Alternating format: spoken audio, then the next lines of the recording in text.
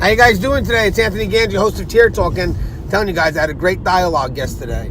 We were talking about a lot of things, but again, always in the effort to find that middle ground. And somehow the conversation got into the relationship between a corrupt cop, someone who's bringing drugs into the facility, and the inmate that they're supplying. And it was just a great dialogue, and basically who's in control of that relationship. What was cool is how we got there, because we talked about other things, and that kind of brought us to that topic. So when I come back from our sponsors, I want to talk about that relationship. I want to also talk about how we got to that topic as well, because there was a bit of information I thought that was pretty interesting. And again, it's just through middle ground, just an effort to try to understand each other's perspective. And you'd be shocked, what you can learn and what you can take from conversations like that. Just, a lot being offered there. But again, guys, if you haven't, the show is for you, the brave men and women who work behind the wall. So please subscribe, interact, engage, comment. Hit that bell. That bell's going to notify you every time I post up a video. I stand by for our sponsors, and when we come back, we're going to talk about the relationship between a corrupt officer and the inmate that they're supplying. Stand by. I wanted to attend a university that had an intelligence program. I wanted to look at problems different. I wanted to increase my critical thinking abilities. AMU offered those avenues to expand. Obtaining your degree as an adult, you're actually paying yourself and investing in yourself. You can't put a dollar on it, it's priceless. It's something that can never be taken away from you. American Military University. Learn from the leader.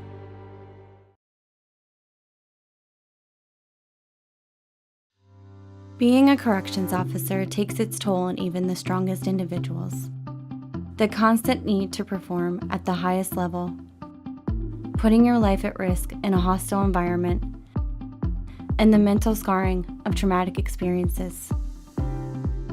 31% of corrections officers show symptoms of PTSD, and 66% of people with PTSD also suffer with a substance abuse problem. The Transformations First Responders program is specially designed to help veterans and officers heal from the grips of addiction and PTSD in a comfortable, supportive, and serene setting. You are not alone. If you have questions about the services we offer, give us a call at 866-762-8454 to get more information on this affordable and life-changing program. Thank you guys for listening to my sponsors.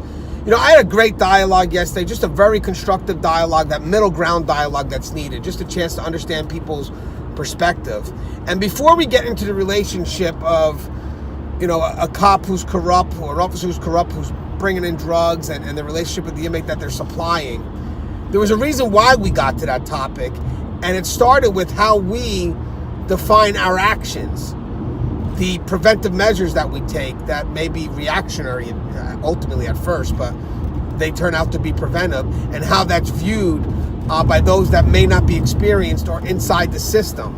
And it's great to have these dialogues, because if we are to challenge our perspective or why we do things, we have to know what they're thinking. We have to kind of start our arguments from theirs. That's where the constructive dialogue comes into play. So we talked about an incident in New Hampshire where there was drug overdoses. 4 inmates had overdosed, and one fatal. And the institution, they had to do something. They had to do something because they didn't know where the threat was.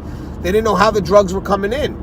So they took an action to lock it down. And I agree with that action. You have to. It's an immediate action. And there really is no alternative. I mean, you can't identify the threat. You have to lock it down and investigate. It just is what it is.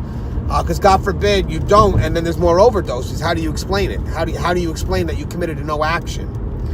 Now, some people will automatically see that an immediate lockdown as being punishment, but it's not. I don't care how the inmate views it. I care about how we define it, and it really is preventive. It's a universal precaution. We got to know what happened. So some may see it as punishment, but we can quickly defend that it's actually a preventive measure. And it's a preventive measure that has to be done because there is no alternative. So as the dialogue went a little further, and again, just very intelligent dialogue here, just a very well-informed perspective from both sides of the coin, how the public would view things and how reality is, working in the field, the experience of it all. And then that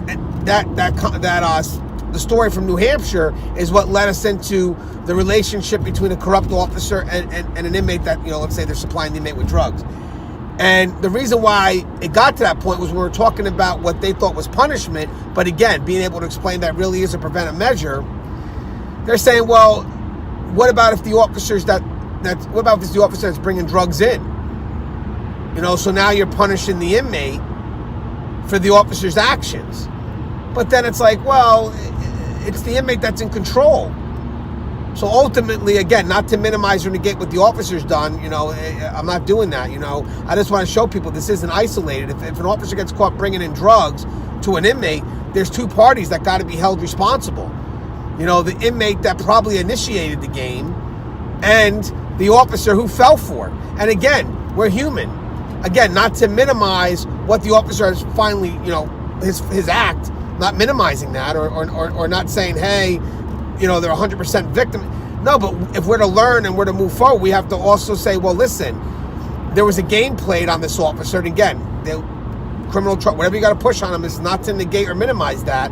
But the reason why I'm telling you that is so we can put some onus also on the inmate who decided to employ that game. They also have to be held responsible. So even when you lock it down, you're still trying to get to that inmate, the inmate that initiated that game. Because even when you look at these major drug rings that have staff involved, sad to say, but it happens, they're usually led by inmates. Inmates are at the top of that chain, So the whole time, those inmates are in control. That officer's not an officer anymore. He's compromised. That person has no control. Once you're compromised in this business, you're a danger to everyone. You're no longer my brother or sister. You're compromised. But, again, it's not isolated, which means that if the officer's been compromised, yes, whatever they did, they're going to get hit up with. But who's the person that compromised them? They also have a level of responsibility that we have to address as well. So, again, locking it down is a way to maintain that. So whether the officer's bringing it in or whether it's coming from visits through the inmates, it still has to get locked down because ultimately, we're going to find out the person who has control. And 99% of the time, it's the inmate population. It's the inmate population. Someone from the inmate population is controlling that staff member. So again, it's a reaction that's needed so we can identify the threat. But I thought it was a great conversation and it was a great dialogue we also had on Facebook as well, because when I posted up the question, like, who's in control, I love this one comment, and I won't say their name, but the comment's great. The only way that officer is ever going to get control back now, once they've been compromised, is to turn themselves in. And guys, comment if you want, please, give me your thoughts on that. Like, who do you feel is in control? But I think that statement sums it up. If that officer, or who was an officer, wants to gain control back, they need to turn themselves in. They need to turn themselves in. That's the only way they're going to gain that sense of control back.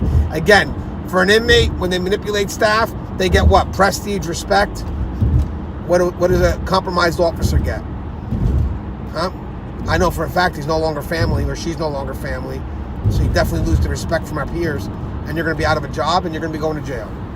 So, as always, guys, love you guys. It was a great dialogue, very informative, great middle road discussion, just very constructive, just dialogue that wasn't repetitive, just going from point to point to point.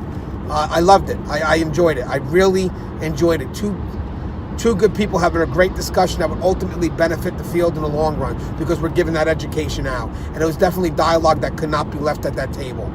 So, as always, guys, love you guys. Stay safe. The show is Tier Talk. If you haven't, please subscribe, interact, engage, and comment, and hit that bell. That bell's going to notify you every time I post a video. My name is Anthony Gangi. Stay safe.